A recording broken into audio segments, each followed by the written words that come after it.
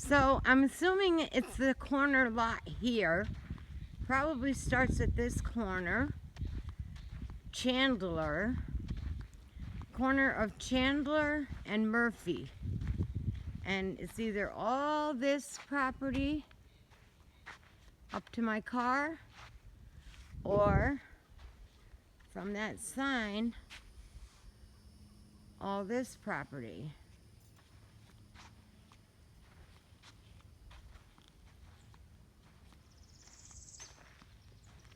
Maybe it's both sides, who knows? You would have to have a surveyor come out, Ma, and mark it out. It's kind of very thick in there. Got some palm trees. Don't know exactly which is your property. But if this is it, it would be nice because it's not as thick. Not as thick to clear. See? That's not too bad. If you did want to clear it and put a trailer on it, you wouldn't have to clear much. Full of litter.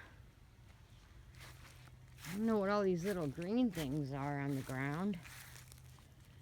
That's weird. But yeah, it's not really that thick in there.